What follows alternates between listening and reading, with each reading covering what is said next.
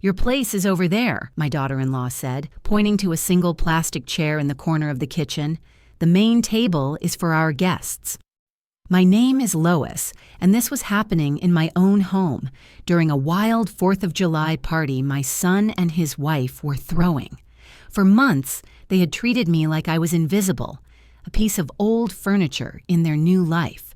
But what they didn't realize, as they celebrated their victory, was that the quiet, overreacting old woman they had just banished was about to make one anonymous phone call that would bring their entire world crashing down.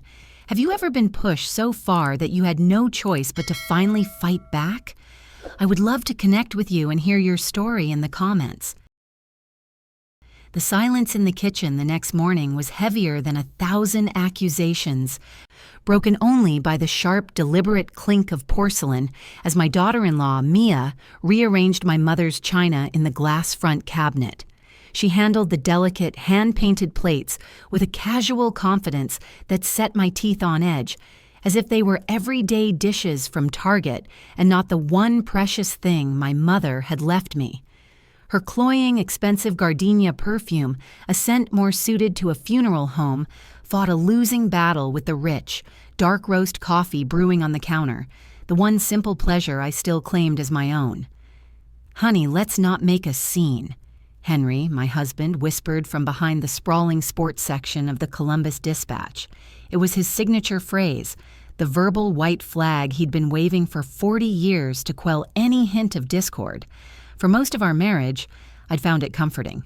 Now, it just sounded like surrender. On the television in the living room, the roar of the crowd from the Ohio State game blared, a convenient fortress of noise for him to hide behind. I dried my hands and walked into the living room, my heart giving a painful lurch. That evening, the sting of the removed photograph lingered. I sought solace in my study, where I kept a few of my father's precious things. Inside an old wooden box, beneath yellowed letters, was a thick envelope. He had given it to me before he passed, telling me, "This is your umbrella for a rainy day, Lois. Only open it when you truly need to." I hadn't thought about it for years, but tonight, touching the crisp paper, I could feel a storm gathering on the horizon. "Mia, dear," I began, fighting to keep my voice even, "the new photos are lovely, but the one of my father, it's always been right there by the window." She turned from the cabinet, a bright, dismissive smile plastered on her face. It didn't reach her eyes.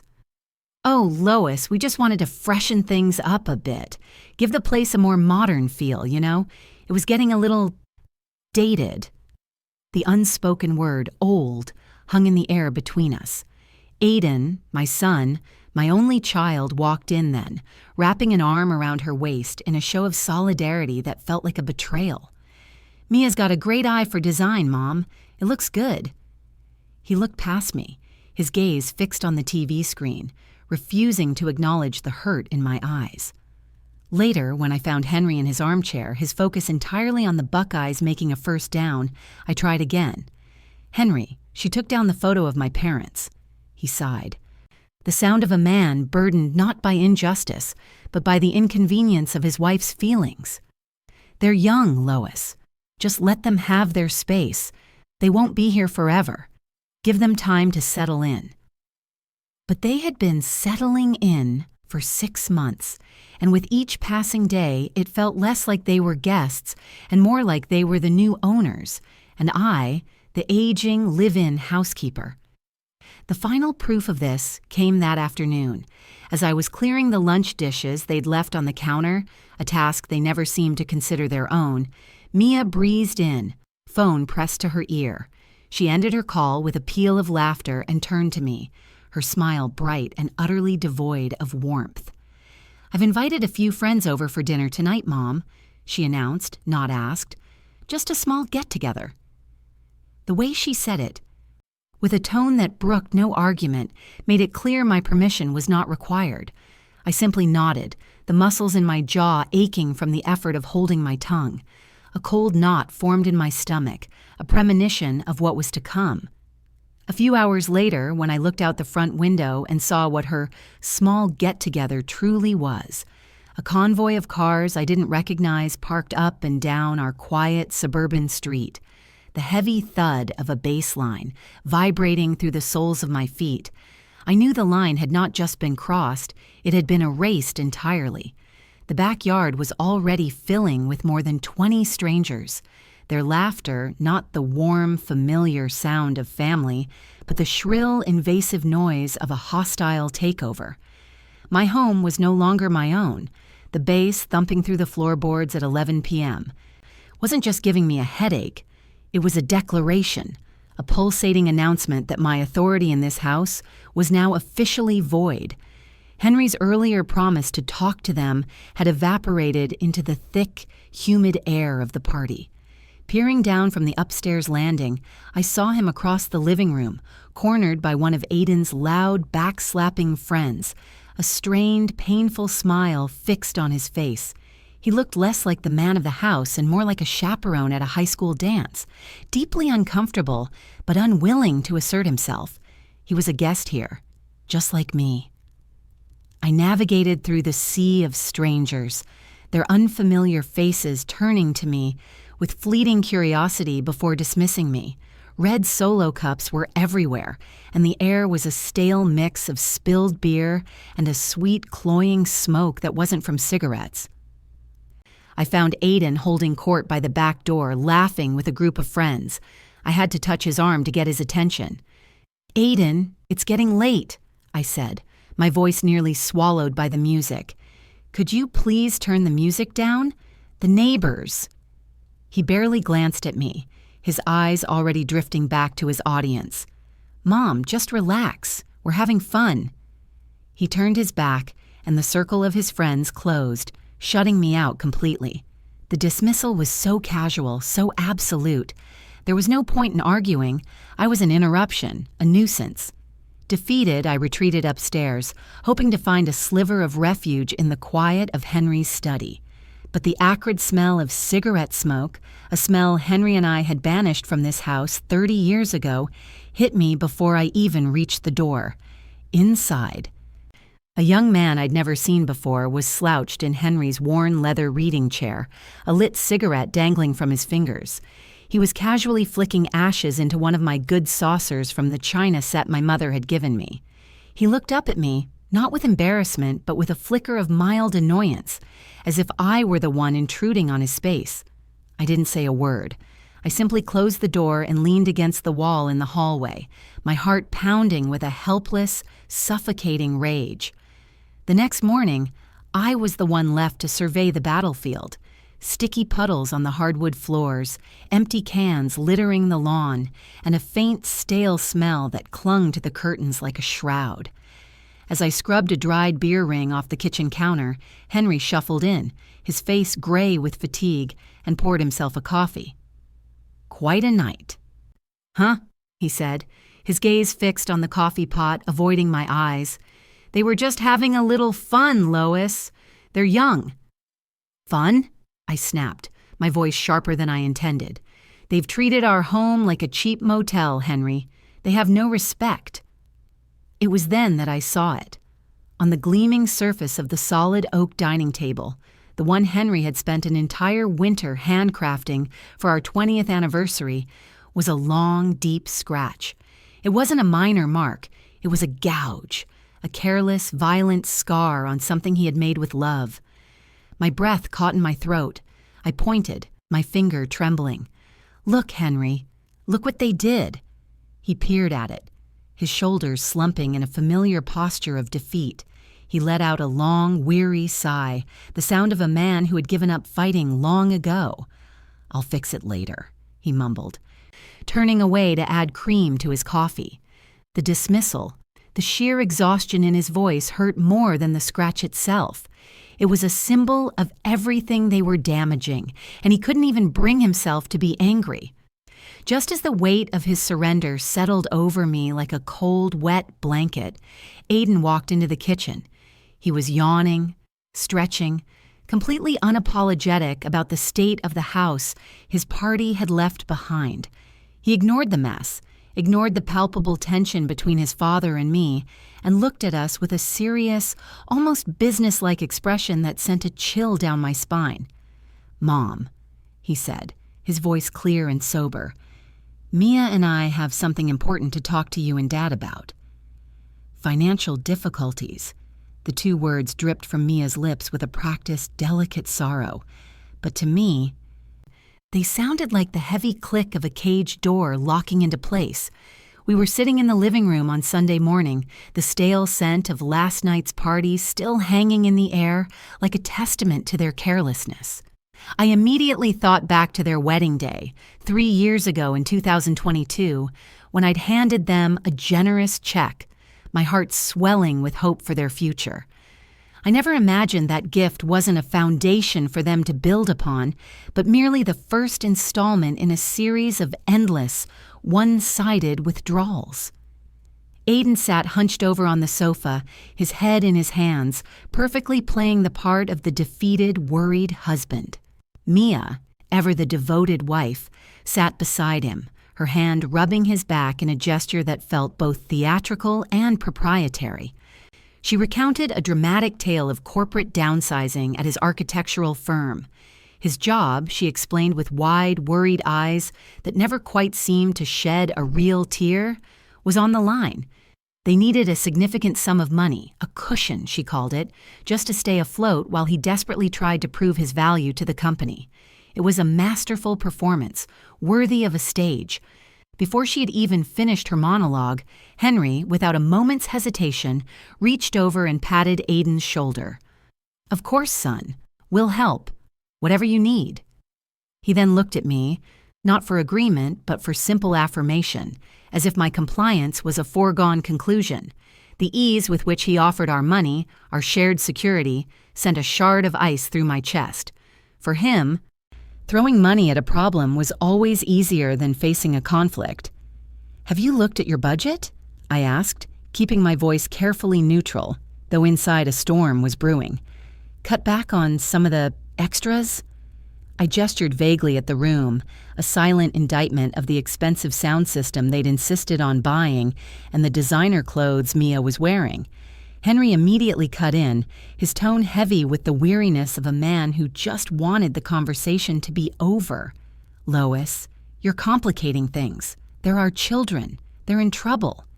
He said it as if my practicality was a form of cruelty, a betrayal of my maternal duty to blindly enable them. That's when Mia, seizing the moment of my isolation, unveiled her masterstroke. "That's why I had an idea," she exclaimed, her face lighting up with a strategic brilliance that was almost admirable in its audacity. "For the 4th of July, we could throw a big party, a networking event right here. We'll invite Aiden's boss, some key clients. Show them how indispensable he is. It's not a party," she finished, her voice full of conviction. "It's an investment in his career." The trap was perfect, disguised as a loving wife's desperate, creative gambit.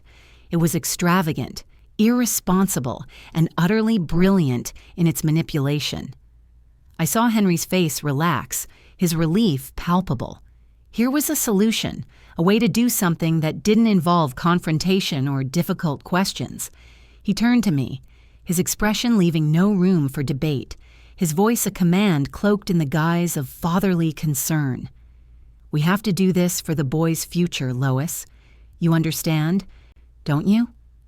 The glossy brochures for Golden Years Senior Living were fanned out on my coffee table, their vibrant pictures of smiling, active seniors, a grotesque contrast to the gray dread coiling in my stomach. It was a Tuesday evening in late June, just a week before their career-saving party, and the air in the living room was thick with unspoken intentions. I remembered Mia's sharp outburst from a few months back. "You can't selfishly keep this house forever." And I finally understood. What I had dismissed as a moment of youthful petulance was, in fact, the opening salvo of a carefully orchestrated campaign. Mia began, her voice dripping with the counterfeit concern she had perfected. "Lois, Aiden and I have been thinking about your and Henry's future. We found this wonderful community. It's safer, more manageable. And by selling this big house, she gestured around vaguely as if our home of 40 years was a mere asset to be liquidated, you'd have a nice nest egg. We could even help you invest it. Make sure you're comfortable. This is my home, I said, the words feeling small and inadequate against the polished wall of their ambition. I looked to Henry for support, for some sign that we were still a team, but he was staring intently at a spot on the carpet, his profile etched with a familiar, weary discomfort. "Maybe we should consider it, dear," he murmured, his voice barely audible. It wasn't a suggestion, it was a plea for me to surrender, to restore his fragile, artificial peace at any cost. He wouldn't defend me. He wouldn't fight for our home. He was already waving the white flag. That was Mia's cue. She reached into her designer handbag, the one I suspected had been bought with money Henry had secretly given them, and pulled out a crisp, folded document. She placed it gently on top of the brochures. A power of attorney. "This is just to make things easier," she said with a saccharine smile that made my skin crawl. "So we can handle the paperwork for you and Dad. You shouldn't have to worry about these complicated things at your age." My eyes scanned the header. The name of the law firm wasn't one I recognized, but the tagline printed neatly underneath made my blood run cold. Specialists in elder asset planning. They hadn't just considered this. They had consulted professionals. They had prepared for my resistance. The final crushing blow came from my son. Aiden looked at me then, his expression flat, devoid of the warmth he once had. "Mom," he said, his tone leaving no room for negotiation, a chilling finality in his voice. "This is what's best for everyone." The decision had been made for me. My opinion, my feelings, my entire life in this house were irrelevant. I picked up the power of attorney, the paper feeling unnaturally heavy in my trembling hand. I didn't say a word. I didn't look at Henry's downcast face or Mia's triumphant smirk. I simply stood up, turned my back on the three of them, and walked up the stairs to my bedroom. When the door clicked shut behind me, the sound echoed in the sudden, absolute silence. The war had just begun. The next morning, the fragile quiet of the house felt like a ceasefire, not a peace treaty. As I was sorting through the mail at the small desk in the hallway, a flash of scarlet caught my eye. It was a red envelope, stark and aggressive against the usual white bills, with the words "Final Notice" stamped across its face in angry, bold letters. But it wasn't addressed to me or Henry. It was for Aiden. A cold, sharp premonition pricked at me. Mail for Aiden, who supposedly had his finances under control, shouldn't look like this. My hands trembled as I carried it into my study, the small, quiet room that had become my sanctuary. For a long moment, I just stared at it, the red paper a glaring accusation on my polished oak desk. Opening another person's mail was wrong, a violation of a fundamental trust.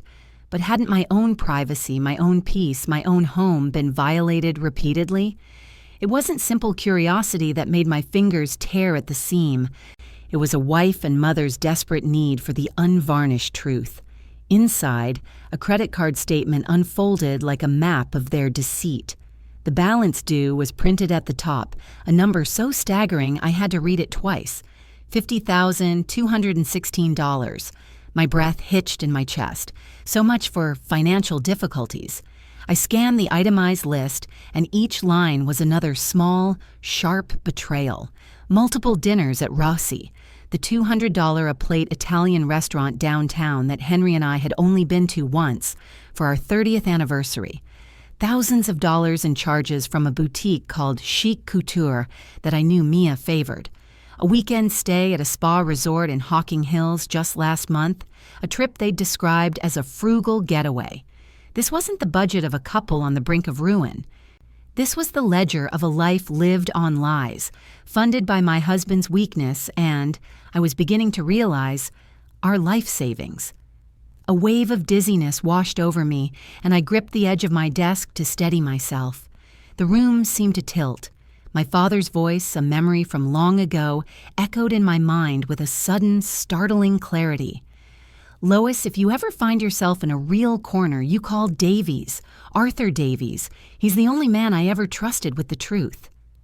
I hadn't thought of him in years. My father had passed away in 2015, but his wisdom felt as present and necessary as ever. I went to the bookshelf, my movement stiff and robotic, and pulled out his old leather-bound address book. The pages were worn and smelled faintly of his pipe tobacco, a scent that brought a sudden, sharp pang of grief and gratitude. His neat, familiar script was a comfort in the chaos. Under D, I found the entry, Davies, Arthur, attorney at law. My finger hovered over the phone number for a long moment. Making this call felt like crossing a bridge and setting it on fire behind me. There would be no going back to the fragile peace, the willful ignorance. I dialed. A calm, professional voice answered on the second ring. "Law offices of Arthur Davies." "Yes," I said, my own voice a reedy whisper I barely recognized. "I need to speak with Mr. Davies. My name is Lois Hayes. My father was Robert Miller." When he came on the line, his voice was just as I remembered, deep, steady, and authoritative. "Lois, it's been a long time. I was so sorry to hear about your father." "Arthur, I'm in trouble," I said, cutting straight to the point. There was no time for pleasantries. There was a brief, loaded pause on the other end. Then he spoke, his tone shifting from professional courtesy to something more personal, more urgent. "Lois, your father anticipated something like this. Please come to my office immediately." An hour later, I was grabbing my purse from the hall table. Henry looked up from his newspaper, a questioning look on his face. "Going somewhere, dear?" "Just meeting an old friend for coffee," I lied, the words tasting foreign and sharp on my tongue. It was the first necessary lie in this new, undeclared war. As I drove downtown, the familiar streets of Columbus blurring past my window, I couldn't stop one question from circling in my head. What exactly had my father anticipated? Arthur Davies' office looked exactly as I remembered it from the day we settled my father's estate a decade ago. Floor-to-ceiling mahogany bookshelves, the rich scent of old paper and leather, a sanctuary of truth in a world that had become saturated with lies. He gestured for me to sit in the worn leather armchair opposite his massive desk, his expression a mixture of solemnity and kindness. He didn't waste time with pleasantries, getting straight to the point with the efficiency I remembered my father admiring so much. "Your father was a very shrewd man, Lois," he began, folding his hands on the desk. "He loved you dearly, but he also understood human nature. He established a revocable trust in your name back in 2010. Upon his death, it became irrevocable and has been managed by my firm ever since. It was to remain undisclosed until you felt you truly needed it." "A trust fund?" I repeated the words, my voice barely a whisper. They felt foreign, like a term from a movie about wealthy people, not about me. And then, my father's cryptic parting words from his last days came flooding back, no longer cryptic, but crystal clear. He had told me he was leaving me an umbrella for a rainy day. This was the rain. This was the storm. Arthur slid a thick, leather-bound portfolio across the polished surface of the desk. "The current market value is just over $2 million. It's entirely yours, Lois, untouchable by your husband, your children, or any creditors." I stared at the number printed on the top page, my mind refusing to process it. $2 million. It was an impossible, abstract sum for a woman who clipped coupons and worried about the rising price of gasoline. But there was no time for the shock to settle. Arthur slid a second slimmer file next to the first. "This," he said, his voice hardening slightly, "is something I took the liberty of compiling after you called. I had a feeling about this." He opened it to reveal printouts of internet searches, copies of public records, and a concise summary from a private investigator he had on retainer, my son and my daughter-in-law. There were records of their inquiries into the very law firm listed on the power of attorney they had tried to force on me. Searches for how to gain power of attorney over an aging parent, contesting a will in Ohio, and selling a parent's home to pay for their care. It wasn't just about their own debt. It was a premeditated, calculated plan to seize control of everything Henry and I owned. The credit card statement I'd found was just the tip of a monstrous, deliberate iceberg. The pain was sharp and physical, a fist clenching around my heart.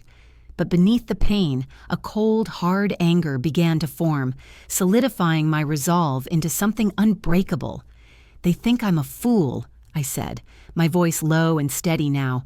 "A weak old woman they can just push aside." Arthur met my gaze, his eyes filled with the unwavering loyalty he'd promised my father all those years ago. "Then it's time to show them who you really are, Lois," he said. He leaned forward, his voice dropping, conspiratorial. "Your father wanted you to use this money to protect yourself. Now is the time." He paused, a flicker of strategic brilliance in his eyes. "Let them have the party they want." A bold, audacious plan began to form in my mind, born from his words. I stood up, the dizziness gone, replaced by a sense of purpose I hadn't felt in years.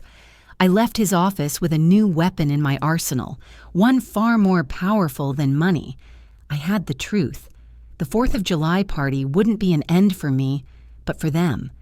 That night, I couldn't sleep. The weight of Arthur Davies's revelations, the sheer scale of the deception, sat heavy on my chest, a cold, hard knot of truth. I padded downstairs for a glass of water in the pre-dawn quiet of Thursday, the 28th of June, the old floorboards groaning under my feet. As I passed Henry's study, I heard the low murmur of his voice and froze. The door was ajar, a single sliver of lamplight cutting through the darkness of the hallway. He was on the phone. "Please, son. Just this once," Henry was pleading, his voice laced with a familiar, weary desperation. "It's just a few hundred for the party supplies. Your mother doesn't have to know." The word struck me with a force that was physical, stealing the air from my lungs. I leaned against the cool wall, the glass in my hand trembling. This betrayal from my partner of 40 years cut deeper than my sons ever could. He wasn't just placating them, he was their accomplice. He was actively funding their disrespect, conspiring with them against me, all in the name of his fragile, cowardly peace. The next morning, I confronted him at the breakfast table. The air was thick with unspoken words. I simply placed my coffee cup down and looked at him, truly looked at him, for the first time in a long while. "I heard you on the phone last night, Henry." He had the decency to look ashamed, his gaze dropping to the newspaper he wasn't reading. "Lois, I was just trying to keep the peace." "Keep the peace?" I repeated, my voice dangerously quiet. "Or buy it? How many times, Henry? How many times have you given them money behind my back, telling them I didn't have to know?" He finally admitted it, his confession a mumbled stream of pathetic excuses. It had been happening for years. Small amounts at first, then larger sums, all in the name of avoiding a fight, of maintaining a fragile, artificial harmony in our home. I didn't raise my voice. I didn't cry. I simply stood up, cleared my plate, and began to wash the dishes as if he hadn't just confessed to years of quiet, insidious deceit. My silence was a wall he couldn't breach, and I could feel his panic growing with every clink of silverware against the sink. It was a small, bitter victory, a taste of the power I was beginning to reclaim. He finally broke, his voice strained with an anxiety I'd never heard from him before. "What are you thinking, Lois? Say something, please." I turned off the water, dried my hands with slow, deliberate movements, and faced him, my expression unreadable. "I'm thinking," I said, my voice as cold and clear as the morning light, "about what I have to do, alone." The next day, when Aiden and Mia came downstairs, their faces a mixture of entitlement and eager anticipation for their party funds, I gave them the answer they wanted to hear. "Fine," I said, my voice devoid of any emotion. Have your 4th of July party. Do whatever you want." The triumphant, knowing look they exchanged was all the confirmation I needed. They thought they had finally, completely won. They had no idea they had just walked straight into my trap. The preparations for the 4th of July party transformed my house into a stage, and I was the unwilling, silent audience to a play about my own demise.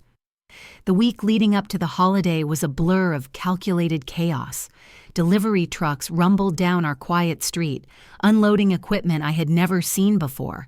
Things that had no place in the home I had so carefully curated for 40 years. One afternoon, as I was pretending to read in the living room, a book lying unopened in my lap, I overheard Mia on the phone with a friend, her voice bright with a chilling triumph. "It's almost done," she chirped, her voice carrying easily from the kitchen. "After this party, the old woman will trust us completely. She's finally given up."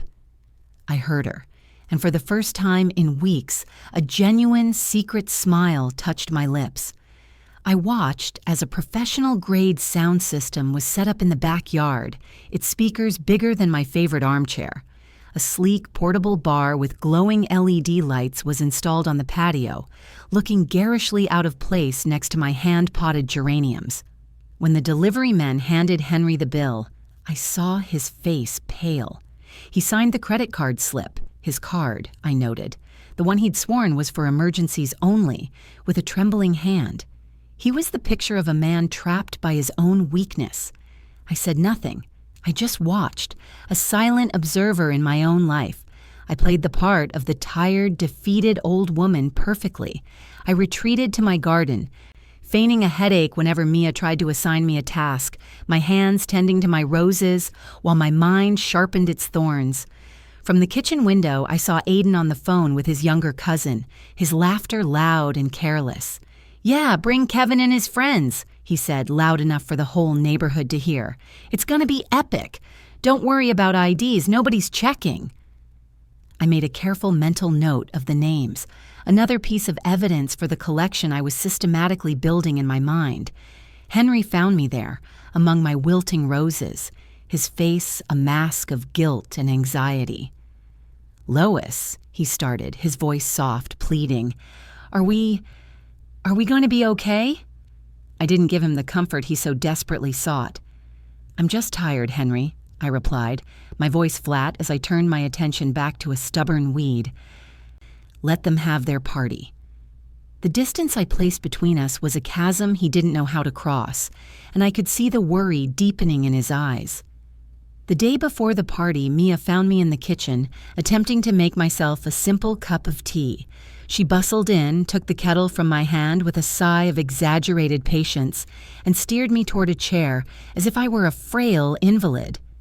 "Don't you worry about a thing, Lois," she said, her voice dripping with the condescending sweetness I had come to despise. "Just go rest. We'll handle everything." She was treating me like a piece of fragile, useless furniture, a problem to be managed. I simply nodded and retreated to my room. That night, as the house finally fell quiet, my phone buzzed with a blocked number. It was Arthur Davies. His voice was calm and steady on the other end, a lifeline of sanity. "Everything is in place, Lois. Are you sure about this?" I looked out my window at the party lights already strung across my lawn, a garish, blinking monument to their greed and arrogance. "More sure than I've ever been about anything," I answered. The morning of the 4th of July arrived thick with the smell of charcoal lighter fluid and an unspoken tension that no amount of patriotic decoration could conceal. The air in the house was heavy, a strange combination of festive anticipation from Mia and Aiden and a funereal dread that emanated from Henry and me. From my closet, I chose a simple, faded floral sundress, one Mia had once called adorably pathetic during a visit last spring. Today, I wanted to look harmless, invisible. It was the perfect camouflage for a woman about to bring down her own house. By early afternoon, the guests began to arrive, a tidal wave of youth and arrogance streaming into the backyard that no longer felt like mine. They were loud, clad in designer summerwear, and they were all friends of Aiden and Mia. They walked past me where I stood on the patio, their eyes sliding over me with the easy indifference of people who don't see the furniture. Their laughter echoed in a space that was once filled with memories I cherished. Now it was just noise, the soundtrack to my displacement. I positioned myself near the flower beds, pretending to deadhead my wilting petunias, but my focus was entirely on the portable bar Mia had rented. It didn't take long. My heart hammered against my ribs as I watched the bartender, a young man who couldn't have been more than 22 himself, pour a frothing beer for Kevin, Aiden's 17-year-old cousin. A few minutes later, he mixed a clear, fizzy drink that looked suspiciously like a vodka soda for a girl who looked even younger, her face still holding the soft roundness of a high school sophomore. My hands, steady until now, began to tremble slightly. I discreetly raised my phone, pretending to take a picture of the red, white, and blue balloons tied to the deck railing, and started recording. The evidence was clear, undeniable, and damning. This was no longer just about disrespect. It was about blatant illegality, a gift-wrapped justification for what I was about to do. Henry found me there, his face etched with a profound, sweating anxiety. He pulled me aside, his grip on my arm gentle but desperate, his voice a low, pleading whisper. "Lois, I know you're upset, but please, for me, don't do anything today. Let's just get through this." I looked into the eyes of the man I had loved for 40 years, the man who had chosen a fragile peace over my protection, and I felt nothing but a profound, weary sadness. "I won't have to, Henry," I said, my voice as calm and steady as the humid summer air. "They will." I pulled my arm from his grasp and walked away, leaving him standing there, a portrait of impotent misery. As the afternoon wore on, the party grew louder, wilder. The air grew thick with a sweet, pungent smoke that definitely wasn't from the barbecue. I saw one of the drunken teenagers, the same one who had argued with his friend earlier, get into a clumsy shoving match with another near the grill. It was a brief, ugly scuffle that was quickly broken up by their friends, but it added another layer of justification to the call I was about to make. This wasn't just a celebration, it was a powder keg waiting for a match. Just as the sun began to dip below the horizon, painting the sky in fiery streaks of orange and pink, Mia climbed onto a patio chair, raising her glass high. The music quieted to a low throb. "A toast!" she yelled, her voice slurring slightly, beaming at the crowd of faces that adored her. "To a wonderful summer and to new beginnings." As she spoke, her eyes found mine across the yard, a glint of triumphant, malicious challenge in them. She thought this was her victory speech. She thought she had won. I simply held her gaze, my face a mask of serene neutrality. The party reached its chaotic, deafening peak an hour later.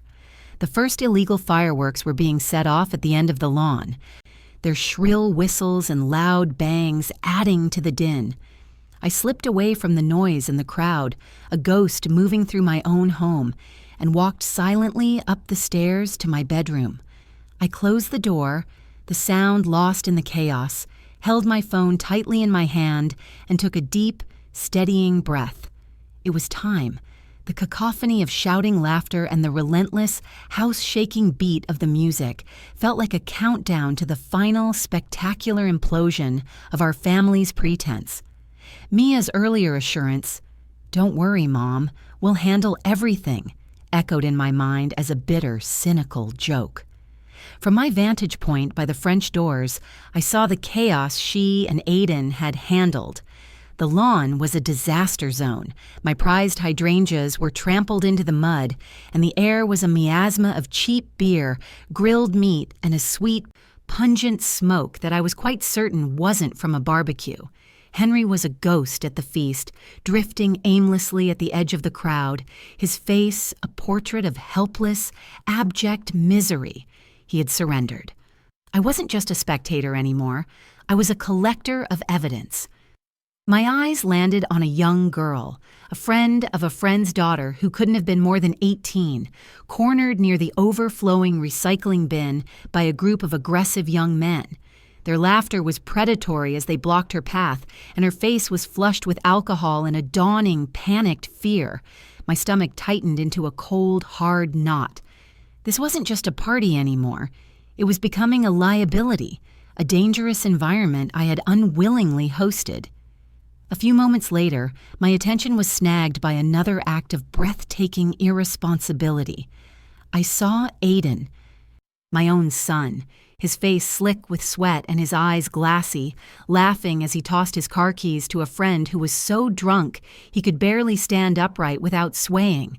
The image of a potential car crash, of lives ruined by their thoughtless, selfish carelessness, solidified the cold resolve in my heart. This had to stop. I made my way through the throng, my path to Mia blocked by dancing bodies and spilled drinks. When I finally reached her, she was in the center of a laughing circle, holding a bottle of champagne like a trophy, her movements loose and unrestrained.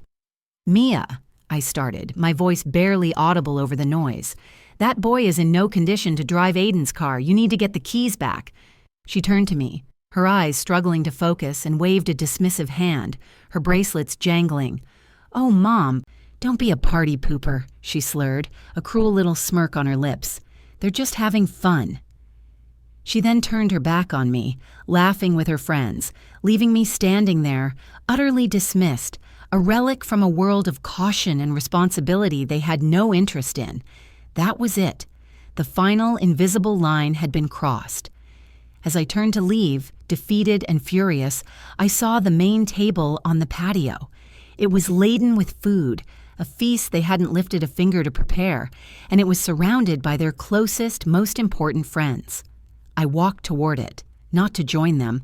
I knew better than that, but simply intending to get a plate of potato salad and retreat to the quiet solitude of the kitchen. Mia intercepted me before I could even reach the table, her body physically blocking my path. Her smile was gone, replaced by a look of cold, hard authority. She pointed a perfectly manicured finger toward a single, sad-looking plastic chair tucked away in the shadows near the kitchen door, next to a bag of melting ice. "Your place is over there," she said, her voice a silken blade, loud enough for those nearby to hear. "The main table is for our guests." I looked at her, at this stranger wearing my son's love like a costume, and I felt no anger. The fire had burned out, leaving behind only a vast, chilling pity. I simply nodded, turned, and walked toward the house, toward my bedroom, not to cry, but to end this. Mia's words, "The main table is for our guests," weren't an insult.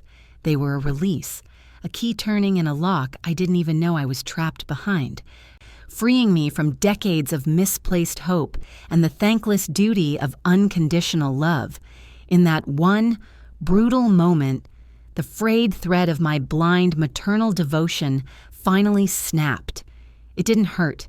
It was just quiet. A profound, chilling silence bloomed in my chest, a vacuum that drowned out the party's deafening roar. As I turned away from the garishly decorated table, my eyes found Henry's across the crowded patio. He stood frozen amidst the chaos, a ghost at his own son's party, his face a landscape of pure, impotent agony. His mouth was slightly open, as if to finally speak up, to finally keep his hollow promise to talk to them. But no words came. The promise, like so many others before it, dissolved into the smoky, beer-soaked air. He saw my humiliation, he saw their cruelty, and he chose the path of least resistance, the coward's comfort of inaction. He was a man drowning in his own desire for a fragile peace, and he was letting me drown with him. In that instant, I knew I was truly on my own. I walked through the house, the floorboards vibrating with the relentless thump of the bass, a physical assault on my senses. The journey up the stairs felt like an ascent from a noisy, chaotic hell into the clear, cold air of purpose. Once inside my bedroom, I closed the solid oak door and turned the old brass lock. The click was loud, definitive, a sound of separation. The party's roar was instantly reduced to a muffled, distant pulse, the heartbeat of a monster I was about to slay. There were no tears. The time for weeping over their casual cruelties and Henry's quiet betrayals was long past. I sat on the edge of my bed, the floral comforter cool and familiar beneath my hands, and I let the silence of the room wash over me. This room was my sanctuary, filled with pictures of a family that no longer existed, a testament to a life I had built and they had tried to dismantle. I wasn't an angry woman acting on impulse. I was a general in her command tent, surveying the battlefield before the final decisive strike. With a steadiness that felt both foreign and deeply right, I took out my phone. My fingers didn't tremble as I opened the video gallery. I calmly re-watched the clip I had taken less than an hour ago. The screen glowed in the dim light, illuminating the undeniable truth. Kevin, my 17-year-old nephew, chugging from a red Solo cup while his friends cheered him on. Another clip. Aiden, my own son, his face flushed with alcohol, laughing as he tossed his car keys to a friend who was visibly swaying on his feet. The evidence was absolute, my conscience clear. This wasn't just about my humiliation anymore. It was about their reckless disregard for every single person at this party. With a steady hand, I opened my phone settings and hid my caller ID. A small detail, but in this war, no detail was too small. Then I took one last, deep, centering breath and dialed the 3 numbers that would bring this charade to its knees. The voice on the other end was a disembodied calm, a professional monotone that cut through the emotional chaos. 911, what's your emergency? I looked at a framed photograph on my nightstand, a picture of Henry and me from our anniversary last year, in 2024. We looked happy, but I could see the strain around our eyes even then. My voice, when it came, was as steady and devoid of emotion as the operator's. I need to report an out-of-control party at 4522 Maple Creek Drive. There is widespread underage drinking. I paused, letting the weight of the words settle, then added the detail that would guarantee a swift and serious response, the strategic lie that would turn a simple noise complaint into an urgent dispatch. And I'm quite certain I smell marijuana coming from the backyard. Are the hosts on site, ma'am? The operator asked, her tone still flat. Yes, I replied, but they are intoxicated and have completely lost control of the situation. Is anyone in immediate danger? I thought of the stumbling teenagers, the aggressive young men, and the car keys dangling from a drunken hand. Yes, I said, the word a cold, hard fact. I believe so. Okay, ma'am, we are dispatching a unit to that address immediately. After ending the call, I walked to the window that overlooked the manicured lawn now serving as their bacchanal. The party raged on below, a chaotic swirl of bodies under the festive party lights, utterly oblivious to the reckoning that was speeding toward them. And then I heard it. A single mournful wail, faint at first, slicing through the humid July night. It grew steadily, joined by another, a harmony of impending order. The sound of sirens getting closer. The play was over. It was time for the curtain to fall. The shriek of approaching sirens sliced through the night, a different kind of music that instantly cut through the party's pounding bass. It was the music of reckoning. I stood in the shadows at the top of the staircase, my hand resting lightly on the polished oak banister, and watched the beautiful, chaotic lie they had constructed begin to unravel. Down below, the sea of dancing bodies froze, a wave of confusion rippling through the crowd as heads turned toward the windows. I saw the strobing red and blue lights flash across Mia's face, painting her panicked expression in brief, garish strokes of color. Her confident declaration from earlier in the week, "We'll handle everything," echoed in my mind with a delicious, cutting irony.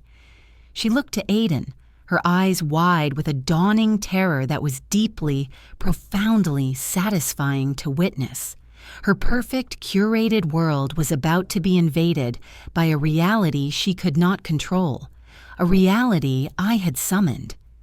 The music died abruptly, plunging the house into a sudden, tense silence, broken only by a chorus of nervous whispers and the growing, insistent wail of the sirens as they drew nearer, stopping directly in front of our home. "What's going on?" someone asked, their voice high and thin with alarm. "Is it the cops?" Then came a heavy, authoritative knock on the front door. It wasn't a friendly rap, it was a demand, the sound of officialdom that tolerated no delay. For a long, suspended moment, no one moved. The knock came again, louder this time, rattling the old wood in its frame. Aiden, his face a stupid mask of drunken confusion and annoyance, stumbled toward the door, muttering about neighbors, and pulled it open. The two uniformed officers standing on our porch were a stark, sobering reality. They were large men, their expressions impassive, their presence an immediate and brutal intrusion into the fantasy world Mia and Aiden had built. The festive red, white, and blue decorations seemed to mock the grim authority of their dark blue uniforms. "Sir," the first officer said, his voice calm but unyielding, his eyes already sweeping over the scene inside with professional, practiced appraisal. "We've had a noise complaint and a report of widespread underage drinking." Aiden blinked, the alcohol in his system slowing his thoughts to a crawl as he tried to form a coherent response. It's just a party, officer," he slurred, a foolish, placating smile attempting to form on his lips. The officers stepped inside, their imposing presence sucking the remaining air of festivity out of the room. Their eyes took in everything in a single, practiced sweep. The scattered red cups, the dazed-looking teenagers fumbling to hide their drinks, the overwhelming smell of spilled beer and cheap tequila. "Party's over," the second officer announced to the room at large, his voice booming in the sudden, absolute quiet. "Music off! Lights on! IDs out! Everyone!" A wave of pure panic rippled through the crowd. Teenagers, their faces pale with fear under the harsh overhead lights that Mia had just flicked on, fumbled for wallets that held fake identifications, or worse, no identification at all.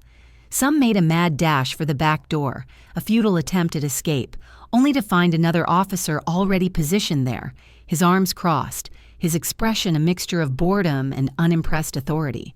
The glamorous facade of the party shattered into a million pieces, replaced by the raw, unglamorous mechanics of law enforcement.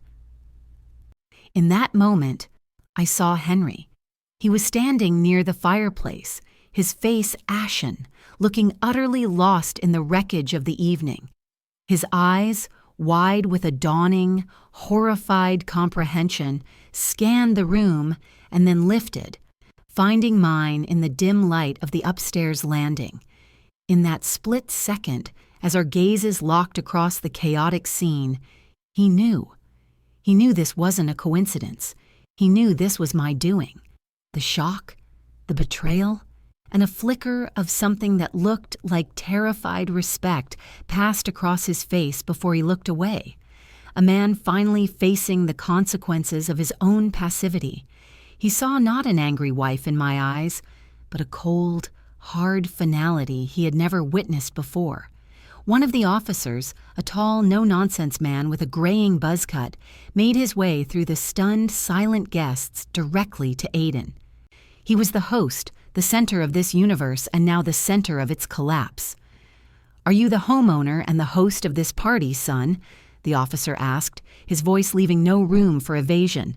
My son. My only son. Too stunned and too intoxicated to lie, to dissemble, to do anything but stand there under the harsh glare of the overhead lights, could only manage a slow, stupid nod. The officer didn't waste another second. He reached for his hip, and the metallic click of handcuffs opening echoed with startling clarity in the now silent living room. "Aiden Hayes, you're under arrest for supplying alcohol to minors." A piercing animal shriek tore from Mia's throat. The cold, metallic click of the handcuffs snapping shut on my son's wrists was louder than Mia's strangled sob. It was the sound of a final, irrevocable consequence. A sound of justice that was years overdue. As the officers began to lead them from the house, the flashing red and blue lights illuminated their faces, turning their walk of shame across our manicured lawn into a grotesque public spectacle. Their friends, their important guests, the ones for whom I was not worthy, stared from the doorway. Phones were held high, their small screens glowing in the dark, capturing every humiliating second for whatever social media audience awaited. I remembered Aiden's voice from just a few weeks ago, so sure of himself, so condescending, as he explained to me that selling my home was best for everyone. I wondered if this, too, was part of his master plan for our family's well-being. The curtains of our neighbors' houses, the Pattersons, the Millers, were pulled back, their silhouettes dark. Judgmental shapes against the warm light inside. I could feel their eyes, their whispered shock. This wasn't just a party getting out of hand. This was the public unraveling of the Hayes family myth. Mia, her designer dress askew, her face a mess of running mascara and disbelief, suddenly spun around to face Henry. He was standing on the porch like a man made of stone, his face a hollow mask. "Do something!" she shrieked, her voice raw and ragged with desperation. "You're his father! Don't just stand there and let them do this!" But he couldn't do anything. He was powerless, a king dethroned in his own crumbling kingdom, a kingdom he had willingly abdicated years ago. He could only watch, his face a canvas of utter devastation, as the life of ease he had purchased for his son at the expense of his wife's dignity was dismantled before his very eyes. His gaze then found mine, a silent, desperate plea for me to fix this, to rewind time, to be the one who smoothed everything over one last time. I met his gaze, my heart a complex, aching knot of pity and resolve, and slowly, deliberately, I shook my head. No more. Not this time. My refusal was not a shout. It was a quiet, unshakable finality that I saw register in the depths of his broken eyes. Just before an officer guided Aiden into the back of the patrol car, he twisted around, his face contorted with a sudden blazing rage. His eyes, the same eyes I had once looked into with so much love, the same eyes that had looked through me with so much indifference, were now filled with a pure, undiluted hatred. "This was you, wasn't it?" he screamed, his voice cracking with the force of his accusation, the sound echoing across the unnaturally quiet street. "You did this. You ruined everything." I didn't answer. I simply stood there in the doorway of my house, a silent sentinel, my expression unreadable. I watched the officer push his head down and guide him into the car. I watched the heavy door slam shut, a sound of finality. I watched the patrol car pull away from the curb, taking with it my son, his wife, and all their suffocating, thoughtless arrogance. A profound stillness settled over the street, the silence broken only by the chirping of crickets and a single heartbreaking sound. Henry, my husband of 40 years, the man who just wanted peace, sank to his knees on the front steps, buried his face in his hands, and began to weep with the shuddering, gut-wrenching sobs of a man who has just lost everything. When the last of the patrol cars had finally vanished, their sirens fading into the humid Ohio night, an unnatural quiet descended upon the street. Henry was still kneeling on the front steps, his broad shoulders shuddering with broken sobs, the only sound left from the wreckage of the party. The flashing lights were gone, but the ghosts of what had just happened remained, painting our wrecked lawn in shades of humiliation and regret. I stood in the doorway for a long moment, watching the man I had shared a life with finally crumble under the weight of his own inaction. His signature phrase, his constant gentle dismissal, "You're overreacting, Lois," echoed in my mind, not as an annoyance anymore, but as the saddest, most bitter confession he had ever made. Finally, I walked outside and placed a hand on his trembling shoulder. I didn't offer words of comfort. There were none left to give. "Get up, Henry," I said, my voice flat, devoid of the warmth he was used to. "Let's go inside." He let me help him to his feet, his body heavy with a shame that seemed to have aged him a decade in a single night. I led him back into the living room, a place that now looked apocalyptic. Overturned cups, crushed food ground into my best rug, the faint sour smell of stale beer hanging in the air like a fog. He sank onto the sofa, the same spot where Mia had performed her tale of financial woe, and finally looked at me, his eyes red and pleading. "I'm so sorry, Lois," he whispered, his voice cracking. "I let it happen. I let it all happen. Every time you were worried, every time you said something was wrong, I told you that you were overreacting. But you weren't. You saw it all, and I didn't want to fight." He confessed everything then, the years of giving them money to keep the peace, the way he ignored my concerns because facing the truth was too difficult, the profound, gut-wrenching failure he felt for not protecting me in my own home. I listened in silence, letting him purge the weakness he had harbored for so long. When he was finished, a raw, painful quiet filled the room. I was no longer his soft place to land. "I know," I said simply, "but that changes now." I walked over to him, standing so he had to look up at me, a shift in our dynamic that was as clear as the destruction around us. "From this moment on, I will make the decisions, all of them. The house, our finances, and especially anything concerning Aiden and Mia. You will support me, and you will not undermine me. That is the only way we move forward from this." He looked at me, his face streaked with tears, a broken man finally seeing the strength he had taken for granted. He nodded without a single moment of hesitation. "Yes," he said, his voice a hoarse whisper. "Whatever you say." It was in that moment of fragile, broken agreement that my cell phone, sitting on the coffee table amidst the debris, began to ring. The screen lit up with Aiden's name, the call from the police station. Henry's eyes darted from the phone to my face, a desperate, questioning look. It was his first test.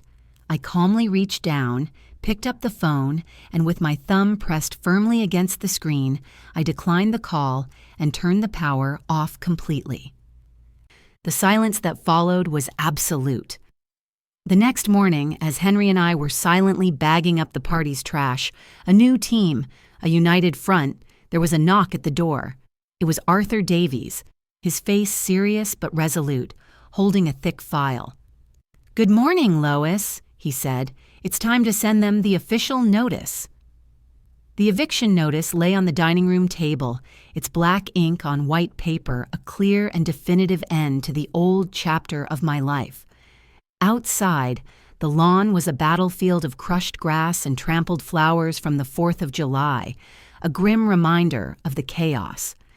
I looked at the ruin of my garden and decided that the first thing I would do with my newfound freedom was replant every single flower. It would be a symbol of rebirth.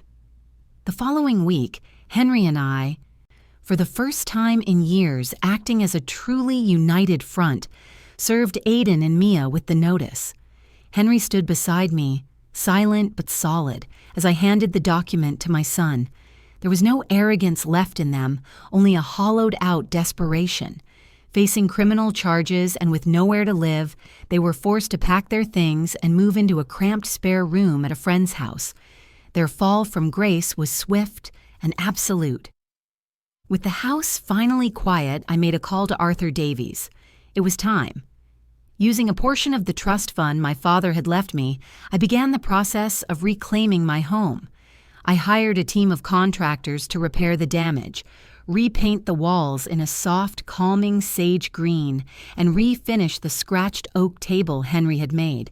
He worked alongside them, not with a sense of defeat, but with a quiet, renewed purpose.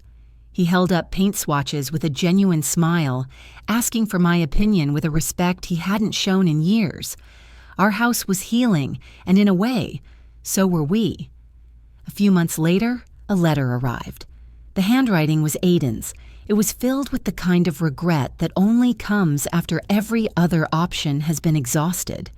He wrote of his shame, his guilt, of how Mia's influence and his own weakness had led them down a path of ruin. He didn't ask for money or forgiveness, not directly, but the plea was there between the lines. I read it once, folded it carefully, and placed it inside an old shoebox filled with other memories I no longer needed to visit. The past was a place to learn from, not to live in. One evening in early September, Henry and I sat on the newly finished back porch, the scent of fresh paint and new beginnings in the air. We watched the sun set, painting the sky in hues of orange and purple. He turned to me, his hand finding mine across the small table. "I'm sorry, Lois," he said, his voice thick with an emotion I hadn't heard from him in a very long time. For all of it, for not seeing, for not listening. I squeezed his hand, my own heart full. "I know," I said softly. "Now we start again." I took a sip of my warm tea, the steam curling into the cool evening air, and looked out at the horizon.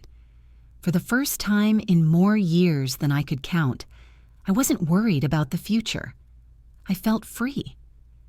As I look out at my garden this morning, where the first new flowers are beginning to push through the trampled earth, I'm not reminded of the destruction. I'm reminded of the hardest lesson it took me 40 years to learn. Setting a boundary is not an act of war. It is the ultimate act of self-respect.